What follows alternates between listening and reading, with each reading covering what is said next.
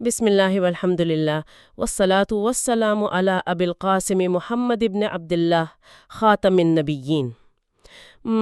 کیا ایسا ممکن ہے کہ دو بچوں کے ساتھ بالکل ایک جیسا یعنی 100% برابری کا سلوک کرنا دراصل ایک بہت بڑی ناانصافی ہو؟ جی بالکل، یہ بظاہر عجیب لگتا ہے لیکن ہاں نا، یا یہ کہ ہم جسے روزمرہ زندگی میں انصاف سمجھتے ہیں وہ در حقیقت کائنات کے سب سے بڑے توازن کو بگاڑ رہا ہو۔ آج کے اس گہرے مطالعے اور فکری جائزے میں ہم ایک ایسے تصور کو کھوجنے والے ہیں جس پر آسمان اور زمین کا پورا نظام کھڑا ہے۔ یہ لفظ ہے عدل۔ صحیح۔ ہم اکثر انجانے میں اپنے ہی رشتوں اور معاملات میں ظلم کر بیٹھتے ہیں، استغفر اللہ، اور ہمیں اندازہ بھی نہیں ہوتا کہ ہم نے کیا تباہی مچائی ہے۔ آج کا ہمارا مقصد ان حوالوں اور جید علماء کے اقوال کو کھنگالنا ہے جو یہ بتاتے ہیں کہ عدل صرف عدالتوں کا کام نہیں ہے۔ دیکھیں، یہ واقعی ایک ایسا موضوع ہے جو چیزوں کو دیکھنے کا زاویہ بالکل الٹ کر رکھ دیتا ہے۔ مطلب عموماً جب ہم عدل کا لفظ سنتے ہیں تو ہمارے ذہن میں سیدھا کیا آتا ہے؟ کوئی کچہری، کوئی جج یا قانون کا خیال آتا ہے نا؟ بالکل، ہم اسے محض ایک سماجی مجبوری سمجھتے ہیں کہ بھئی قانون پر عمل کرنا ہے۔ ہاں، لیکن آج جن تحریروں اور نوٹس کا ہم جائزہ لے رہے ہیں ان کے مطابق یہ ایک ایسا کائناتی اصول ہے جو ہمارے اندر کی بے چینی سے لے کر تاروں اور سیاروں کی گردش تک، مطلب ہر چیز کو کنٹرول کر رہا ہے۔ سچ بتاؤں تو میں ہمیشہ یہی سمجھتی تھی کہ عدل کا مطلب بس چیزوں کو 50-50 بانٹ دینا ہے۔ مطلب اگر میرے پاس 2 سیب ہیں اور سامنے 2 لوگ ہیں تو دونوں کو ایک ایک سیب دے دو۔ میں سمجھتی تھی کہ یہی انصاف ہے۔ اور یہی سب سے بڑی غلط فہمی ہے۔ جو مواد ہم دیکھ رہے ہیں وہ اس عام فہم تصور کو بڑی سختی سے چیلنج کر رہا ہے۔ وہ اس لیے کیونکہ ہم روزمرہ گفتگو میں انصاف اور عدل کو آپس میں مکمل طور پہ گڈ مڈ کر دیتے ہیں۔ اچھا، تو پھر ان میں فرق کیا ہے؟ اگر ہم اس کے بالکل بنیادی مفہوم پر جائیں تو عدل کا مطلب چیزوں کو محض آدھا آدھا بانٹنا نہیں ہے، بلکہ عدل کا اصل مطلب ہے ہر چیز کو اس کے صحیح مکان، درست وقت اور صحیح مقدار کے مطابق رکھنا۔ صحیح مقام اور صحیح مقدار۔ بالکل، نہ اس میں زیادتی ہو اور نہ ہی کمی۔ یہاں 3 الفاظ کا فرق سمجھنا بہت ضروری ہے جو ہمارے مطالعے کے دوران بار بار سامنے آئے ہیں: عدل، قسط اور انصاف۔ ہاں، قسط کا لفظ بھی تو ہم اکثر سنتے ہیں نا، یہ عدل سے کیسے مختلف ہے؟ ہم تو اسے بھی اسی خاتے میں ڈال دیتے ہیں کہ سب ایک ہی بات ہے۔ قسط دراصل وہ عدل ہے جو بالکل ظاہر ہو، یعنی جو سب کو نظر آئے۔ اسی لیے عربی میں ترازو کو قسط کہا جاتا ہے، کیونکہ وہ سب کے سامنے حق کو ظاہر اور واضح کر دیتا ہے۔ سمجھ گئی۔ لیکن اس سے بھی زیادہ حیران کن اور اہم فرق عدل اور انصاف کا ہے۔ لفظ انصاف نکلا ہے نصف سے، جس کا مطلب ہے کسی چیز کو بالکل آدھے حصوں میں تقسیم کر دینا، ہر جگہ برابری کرنا۔ لیکن جو بات سب سے زیادہ غور طلب ہے وہ یہ کہ ہر جگہ آدھا آدھا بانٹنا عدل نہیں ہوتا۔ یعنی ہر جگہ 50-50 کرنا درست نہیں ہے؟ بالکل نہیں۔ فقہا کی ایک بڑی دلچسپ بحث ہماری ذرائع میں موجود ہے۔ وہ مثال دیتے ہیں کہ اگر کسی چور کا جرم ثابت ہو جائے اور اس کا ہاتھ کاٹا جائے تو اس عمل کو عدل تو کہا جائے گا، مگر اسے انصاف نہیں کہا جائے گا۔ ارے رکیں، یہ تو واقعی ایک نیا زاویہ ہے۔ مطلب وہاں ہم چور کے جسم کو آدھا آدھا نہیں بانٹ رہے، نہ ہی ہم معاشرے کو کچھ آدھا دے رہے ہیں۔ 100% درست۔ ہم دراصل اس شخص کو اس کے کیے کی وہ درست سزا دے رہے ہیں جو اس عمل کا صحیح مقام ہے۔ یہی بات ہے، اور یہی وہ باریک لکیر ہے جہاں ہم مار کھاتے ہیں۔ عدل کا مقصد معاشرے کا اور اس مجرم کا صحیح حق ادا کرنا ہے، محض اندھی برابری نہیں ہے۔ یہ بات سن کر میرے ذہن میں ایک تمثیل آ رہی ہے۔ اگر ہم کسی گاڑی کے انجن یا کسی بہت بڑی فیکٹری کی مشین کو دیکھیں، اس میں سینکڑوں پرزے ہوتے ہیں نا؟ جی ہاں۔ کوئی نٹ بولٹ بہت بڑا ہے، کوئی بالکل چھوٹا اور نازک سا ہے۔ اب ہر پرزے کو اس کے سائز، ساخت اور ضرورت کے مطابق کسنا عدل ہے؟ بالکل صحیح تمثیل ہے۔ اگر میں ضد کر لوں کہ نہیں بھائی میں تو انصاف کروں گی اور ہر بولٹ کو بالکل ایک ہی طاقت سے برابر کسوں گی، تو وہ مشین تو چلنے سے پہلے ہی ٹوٹ جائے گی۔ اور المیہ یہ ہے کہ ہم اپنی روزمرہ عملی زندگی کی مشینری کے ساتھ بالکل یہی کچھ کر رہے ہیں۔ ہم ناسمجھی میں ظاہری برابری کے چکر میں رشتوں اور ذمہ داریوں کے بولٹ اتنے کس دیتے ہیں کہ نظام ہی بیٹھ جاتا ہے۔ استغفر اللہ، یہ سمجھے بغیر کہ ہم عدل قائم کرنے کی بجائے محض ایک لکیر پیٹ رہے ہیں۔ ہاں، ہم سمجھتے ہیں ہم بہت اچھا کر رہے ہیں۔ بالکل، اور اسی لیے چیزوں کا اپنے صحیح مقام پر ہونا اتنا ضروری ہے۔ اچھا، اب اگر یہ مان لیا جائے کہ کائنات بھی ایک ایسی ہی بڑی مشین ہے جس کا ہر پرزہ اپنی جگہ پر فٹ ہے، تو پھر اس عدل کا کائناتی اور وسیع تر کردار کیا ہے؟ جو نوٹس میں نے پڑھے ہیں ان میں ایک بات بڑی گہری لکھی تھی کہ اللہ نے تمام رسولوں اور کتابوں کو بھیجا ہی خاص اسی مقصد کے لیے ہے۔ یہ ایک بہت بڑا دعویٰ ہے۔ بہت بڑا دعویٰ ہے، اور سورۃ الحدید کی آیت 25 کا حوالہ اس دعوے کو بڑی خوبصورتی سے واضح کرتا ہے۔ اس میں ذکر ہے کہ اللہ نے رسولوں کو کھلی نشانیوں، کتاب اور میزان یعنی ترازو کے ساتھ اس لیے بھیجا تاکہ لوگ قسط یعنی عدل پر قائم ہو سکیں۔ سبحان اللہ! ذرا اس بات کی وسعت اور گہرائی دیکھیں۔ آسمانی کتابوں کا نزول، انبیاء کی اتنی طویل اور کٹھن جد و جہد، یہ سب کس لیے ہے؟ محض اس عظیم نظام عدل کو قائم کرنے کے لیے۔ امام ابن القیم کی تحریروں میں ایک بڑی شاندار بحث ملتی ہے جو ہماری سوچ کے دھارے بدل سکتی ہے۔ اچھا، وہ کیا کہتے ہیں؟ وہ لکھتے ہیں کہ اللہ کا اصل مقصود بندوں کے درمیان عدل قائم کرنا ہے، تو جس راستے سے بھی یا جن طریقوں سے بھی یہ عدل ظاہر ہو جائے وہی اللہ کا دین ہے۔ مطلب دین کوئی جامد یا رکی ہوئی چیز نہیں ہے، بلکہ یہ ان مقاصد کو پانے کا نام ہے۔ یہ تو ریاست، معاشرے اور ملکی سطح کی بات ہو گئی نا۔ ظالم کے جبڑے سے مظلوم کا حق دلانا، حکمران اور عوام میں ہم آہنگی پیدا کرنا، ریاستوں کی مضبوط بنیادیں رکھنا، یہ سب یقیناً بڑی سطح کے اور بیرونی فوائد ہیں۔ جی، ظاہری فوائد ہیں۔ لیکن مجھے یہاں ایک چیز بڑی شدت سے کھٹک رہی ہے۔ وہ کیا؟ ہمارے ماخذ میں بڑی صراحت سے لکھا ہے کہ عدل انسان کے دل میں اطمینان لاتا ہے۔ اب دیکھیں، ایک طرف ریاست کا نظام ہے جو باہر چل رہا ہے، اور دوسری طرف اطمینان ایک خالصتاً باطنی اور ذاتی کیفیت کا نام ہے۔ بالکل۔ ایک انسان اگر کسی بیرونی شخص کے ساتھ انصاف کرتا ہے تو اس سے اس کی اپنی نفسیات یا اندرونی بے چینی کیسے ختم ہو سکتی ہے؟ یہ بہت زبردست سوال ہے۔ اس کا جواب دراصل انسانی نفسیات اور ہمارے ضمیر کے میکانزم میں چھپا ہے۔ قرآن جس چیز کو نفس لوامہ کہتا ہے، وہ دراصل انسان کے اندر بٹھایا گیا ایک انتہائی سینسٹیو الارم سسٹم ہے۔ Alarm system? یعنی وہ جو ضمیر کی آواز ہوتی ہے؟ بالکل وہی۔ جب ہم کسی کا حق مارتے ہیں، چاہے وہ کتنا ہی معمولی کیوں نہ ہو، بظاہر ہم سوچتے ہیں کہ ہم نے دنیاوی فائدہ اٹھا لیا اور ہم خوش ہیں، لیکن ہمارا اندرونی توازن، وہ جو آپ نے مشین کے پرزے کی بات کی تھی نا، ہاں، وہ اپنی جگہ سے ہل جاتا ہے۔ آج کی جدید نفسیات اسے کوگنیٹیو ڈس آننس کہتی ہے۔ ہمارا باطن چیخ کر بتاتا ہے کہ چیز اپنی جگہ پر نہیں ہے۔ ہم اپنی انا کی تسکین کے لیے کسی کو نیچا دکھاتے ہیں، استغفر اللہ، تو وقتی خوشی اور غرور ضرور محسوس ہوتا ہے، لیکن وہ اندر کا شور ختم نہیں ہوتا۔ وہ بے چینی آپ کو اندر ہی اندر کھاتی رہتی ہے۔ یعنی وہ نفسیاتی بے چینی دراصل اس بات کا سگنل ہے کہ ہم نے کائناتی مشین کا کوئی پرزہ غلط کس دیا ہے اور کائنات کا وہ حصہ ہم سے ناراض ہے۔ 100% درست۔ اور جب تک انسان اس چھینے ہوئے حق کو واپس اس کی صحیح جگہ پر نہیں رکھتا، وہ اندر کا الارم بجتا رہتا ہے۔ اور ہم اس الارم کو بند کرنے کے بجائے غلط طریقے اپناتے ہیں۔ بعض اوقات ہم اپنی زندگیوں میں اتنے الجھے ہوتے ہیں، قریبی رشتوں کے حقوق غصب کر کے پھر سکون کی گولیاں کھا رہے ہوتے ہیں، استغفر اللہ۔ حالانکہ حقیقی طمانینت کا واحد راستہ اس بیرونی اور اندرونی توازن کو بحال کرنا ہے۔ بالکل صحیح کہا آپ نے۔ اندر کا حق ادا ہوگا تو باہر خود بخود سکون محسوس ہوگا۔ یہ بات تو سمجھ آتی ہے کہ اندر کا سکون اسی توازن میں ہے، لیکن یہاں ایک اور پیچیدگی ہے۔ یہ اندرونی سکون برقرار رکھنا اور عدل کی باتیں کرنا تب بہت آسان لگتا ہے جب انسان کے پاس کوئی طاقت ہی نہ ہو۔ ہاں، جب انسان مجبور ہو۔ بالکل، جب آپ کمزور ہوں تو آپ ویسے ہی منصف بن جاتے ہیں۔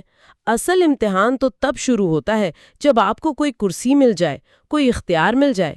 اور ہمارے آج کے ذرائع اس بات پر بڑا زور دیتے ہیں کہ اقتدار اور طاقت عدل کے لیے سب سے کٹھن اور خطرناک امتحان ہے۔ اور اس کی وجہ بہت سادہ مگر بڑی خوفناک ہے۔ طاقت انسان کے اندر سے احتساب کے اور نتائج کے خوف کے تمام بیرونی پہرے ہٹا دیتی ہے۔ جب آپ کے اوپر کوئی قانون نہ ہو، کوئی آپ کا ہاتھ پکڑنے والا یا آپ سے سوال کرنے والا نہ ہو، تب آپ کا عدل صرف اور صرف آپ کے باطنی خوف اور تقوی پر کھڑا ہوتا ہے۔ یعنی کوئی دکھاوا نہیں بچتا؟ بالکل نہیں بچتا۔ احادیث میں طاقتور حکمران کے عدل کی جو فضیلت بیان ہوئی ہے وہ اسی لیے ہے۔ قیامت کے دن عادل حکمران کا نور کے ممبروں پر ہونا اور ان کی دعا کا کبھی رد نہ ہونا کوئی معمولی بات نہیں ہے۔ واقعی؟ یہ اس لیے ہے کہ انہوں نے طاقت کے اس اندھے نشے کو شکست دی ہے، اور اسی بحث کے دوران امام ابن تیمیہ کا وہ مشہور اور چشم کشا قول سامنے آتا ہے جو اس پوری تحقیق کا کلائمیکس ہے۔ وہ کون سا قول ہے؟ وہ فرماتے ہیں کہ دنیا کا نظام عدل کے ساتھ قائم رہتا ہے، چاہے ریاست کافر ہو، لیکن یہ نظام ظلم کے ساتھ قائم نہیں رہ سکتا، چاہے ریاست مسلمان ہو۔ ارے واہ، یہ جملہ واقعی ذہن کو جھنجھوڑ دیتا ہے۔ اس کا مطلب ہے ریاست اور معاشرے کی بقا کا اصول عقیدے سے بھی زیادہ اس کے نظام عدل پر ٹکا ہوا ہے۔ جی ہاں، بالکل۔ اگر میں اس بات کو ایک بار پھر اپنی اس مشین یا عدسے والی بات سے جوڑوں تو ایسا لگتا ہے کہ طاقت اور اقتدار کسی محدب عدسے یا میگنیفائنگ گلاس کی طرح ہیں۔ یہ میگنیفائنگ گلاس خود سے کچھ نیا نہیں بناتا، بس جو کچھ انسان کے اندر پہلے سے موجود ہوتا ہے اسے کئی گنا بڑا کر کے پوری اسکرین پر دکھا دیتا ہے۔ بہت خوبصورت بات کہی آپ نے۔ اگر اندر تھوڑا سا بھی ظلم کا کیڑا ہے تو طاقت اسے ایک خونخوار افرید بنا دے گی، اور اگر اندر عدل کی چنگاری ہے تو اقتدار اسے پورے معاشرے کا ایک شفیق صاحباں بنا دے گا۔ اور یہی وہ میگنیفائنگ گلاس ہے جس کے نیچے آنے سے تاریخ کے بڑے بڑے انسان گھبراتے تھے۔ حضرت عمر رضی اللہ عنہ کا دور خلافت اس کی سب سے بڑی روشن اور ناقابل تردید مثال ہے۔ بے شک۔ وہ شخص جس کے عدل کی داستانیں آج بھی غیر مسلم تک سناتے ہیں، ان کا اقتدار سے خوف کا عالم یہ تھا کہ وہ فرماتے تھے، کاش میں اس خلافت کے بوجھ سے اس طرح نکل جاؤں کہ نہ مجھ پر کوئی عذاب ہو اور نہ مجھے کوئی ثواب ملے، بس کفاف پر یعنی برابر سرابر معاملہ ختم ہو جائے۔ ذرا تصور کرے، اللہ اکبر۔ وہ اس عظیم طاقت اور اقتدار کو کس خوفناک نظر سے دیکھتے تھے۔ وہ جانتے تھے کہ طاقت کا ترازو کتنا حساس ہوتا ہے، ذرا سی لغزش انسان کو تباہ کر سکتی ہے۔ ایک طرف وہ اس بوجھ سے اس قدر لرزتے تھے اور دوسری طرف ہم ہیں کہ اگر دفتر میں 4 لوگوں کی ٹیم مل جائے یا محلے کی کسی کمیٹی کی صدارت مل جائے تو ہم خود کو خدا سمجھنے لگتے ہیں۔ بالکل، ہمارا رویہ بالکل فرعونوں جیسا ہو جاتا ہے۔ استغفر اللہ، ہم اس چھوٹی سی کرسی کو بھی اپنی انا کا مسئلہ بنا لیتے ہیں۔ ہاں، ہم اس چھوٹی سی طاقت کو بھی ظلم کا میگنیفائنگ گلاس بنا لیتے ہیں اور ماتحتوں کو کچلنا اپنا پیدائشی حق سمجھتے ہیں۔ استغفر اللہ، انسان کا طاقت کے نشے میں اس قدر اندھا ہو جانا واقعی خوفناک اور لمحہ فکریہ ہے۔ بالکل، اور یہی وہ مقام ہے جہاں ریاست کا عدل ہماری ذاتی زندگی کے عدل سے آ کر جڑ جاتا ہے۔ لیکن اب یہاں ایک عام انسان کے ذہن میں یہ سوال گونجتا ہے کہ بھئی یہ تو بڑی بڑی باتیں ہو گئیں، نہ ہم حضرت عمر کی طرح کسی وسیع و عریض سلطنت کے خلیفہ ہیں، نہ ہم جج کی کرسی پر بیٹھے ہیں جو روزانہ بڑے بڑے فیصلے سناتے ہوں۔ صحیح بات ہے۔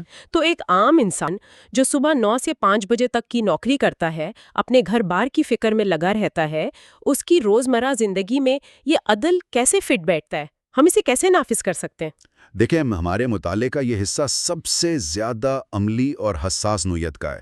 اس میں خاص طور پر گھر کے اندر عدل کی بات کی گئی ہے۔ مثال کے طور پر اگر کسی کی 1 سے زیادہ بیویاں ہیں تو ان کے درمیان خرچ، رہائش، وقت کی تقسیم اور ظاہری برتاؤ میں 100% برابری فرض کی گئی ہے۔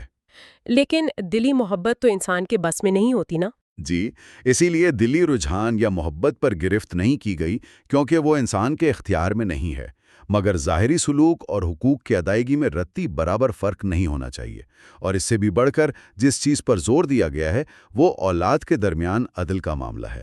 ہم اکثر سوچتے ہیں کہ اولاد تو ہماری اپنی ہے، جسے جو مرضی دے دیں کیا فرق پڑتا ہے۔ ہاں، عموماً والدین یہی سوچتے ہیں۔ لیکن ذرائع واضح کرتے ہیں کہ بچوں کو دیے جانے والے تحائف اور عطیات میں بھی برابری انتہائی ضروری ہے۔ اس بات کی ذرا نفسیاتی گہرائی میں جائیں۔ فرض کریں میں نے اپنے ایک بچے کو ایک خاص قسم کا مہنگا کھلونا یا تحفہ دیا اور دوسرے کو نہیں دیا، یا اسے کوئی سستی چیز دے دی۔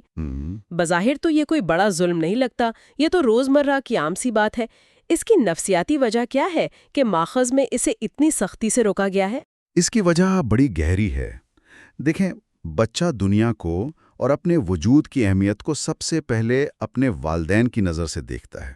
جب ایک بچے کو گھر میں ترجیح ملتی ہے اور دوسرے کو نظر انداز کیا جاتا ہے تو اس محروم رہ جانے والے بچے کی نفسیات میں یہ بات بہت گہری بانٹ جاتی ہے کہ میں شاید محبت کے لائق ہی نہیں ہوں۔ یہ تو بہت تکلیف دہ احساس ہے۔ بالکل، اور اس کے دل میں اپنے ہی بہن بھائیوں کے لیے حسد، عدم تحفظ اور احساس کمتری کا بیج بو دیا جاتا ہے۔ والدین کا عدل دراصل بچوں کی ذہنی اور جذباتی نشوونما کا سب سے بڑا اینکر ہے۔ اگر گھر کے محفوظ ماحول میں ہی عدل نہیں ہوگا تو وہ بچہ باہر کی ظالم دنیا میں کبھی ایک پر اعتماد اور متوازن انسان نہیں بن سکے گا۔ کتنی سچی بات ہے۔ اسی طرح روزمرہ گفتگو میں عدل کا ذکر ہے، یعنی اگر سچ بولنا پڑے اور وہ سچ آپ کے اپنے ہیں، آپ کے والدین یا قریبی رشتہ داروں کے خلاف بھی جاتا ہو تو بلا جھجک حق کی گواہی دینا عدل ہے۔ یعنی اپنے ہی خلاف، اپنے ہی فائدے کے خلاف کھڑے ہو جانا، یہ واقعی بہت ہمت کا کام ہے۔ جی بالکل۔ لیکن اس سے بھی زیادہ مشکل اور حیران کن ایک اور چیز ہے جو میں نے ان نوٹس میں دیکھی: غیر مسلموں اور خاص طور پر دشمنوں کے ساتھ عدل۔ سچ بتاؤں تو یہ بات میرے لیے ہضم کرنا بڑی مشکل ہو رہی ہے۔ کیوں بھلا؟ کیونکہ دشمن کے ساتھ انصاف، انسانی فطرت اور بقا کی جبلت تو یہ کہتی ہے کہ جس سے ہم شدید نفرت کرتے ہیں، جو ہمیں نقصان پہنچا سکتا ہے، اسے کچل دیا جائے یا اسے کسی طرح نیچا دکھایا جائے۔ یہاں دشمن کے حقوق اور عدل کی بات کرنا تو زمینی حقائق اور ہماری انسانی انا کے بالکل خلاف نہیں ہو گیا؟ یہ بظاہر جبلیت کے خلاف لگتا ہے اور آپ کا سوال بالکل جائز ہے، لیکن یہی وہ مقام ہے جو ایک عام انسان اور ایک بلند اخلاق والے انسان کو ایک دوسرے سے ممتاز کرتا ہے۔ سورۃ المائدہ کی آیت 8 اس پر بالکل واضح اور ڈو ٹوک اصول بیان کرتی ہے کہ کسی قوم کی دشمنی تمہیں اس بات پر نہ ابھارے کہ تم نا انصافی کرو، عدل کرو، یہی تقویٰ کے سب سے زیادہ قریب ہے۔ واہ! اب ذرا اس کی نفسیات سمجھیے۔ جب آپ کا دشمن یہ دیکھتا ہے کہ آپ کے پاس اسے نقصان پہنچانے کا مکمل اختیار بھی ہے، جذبہ اور غصہ بھی ہے اور موقع بھی مل گیا ہے، تو پھر کیا ہوتا ہے؟ لیکن آپ صرف اس لیے رک جاتے ہیں کیونکہ ایک بڑا کائناتی اصول آپ کو ظلم سے روک رہا ہے اور آپ اسے اس کا حق دے دیتے ہیں، تو یہ چیز دشمن کے دل و دماغ پر ہتھوڑے کی طرح لگتی ہے۔ واو! یہ واقعی ایک زبردست سوچ ہے۔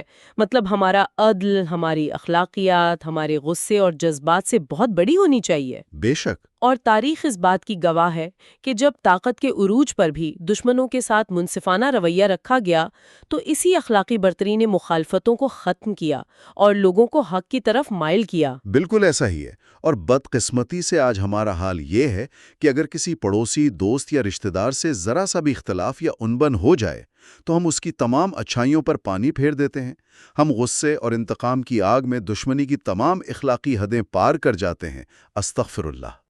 بالکل، ہم سمجھتے ہیں کہ اب ہم جو مرضی کریں وہ جائز ہے۔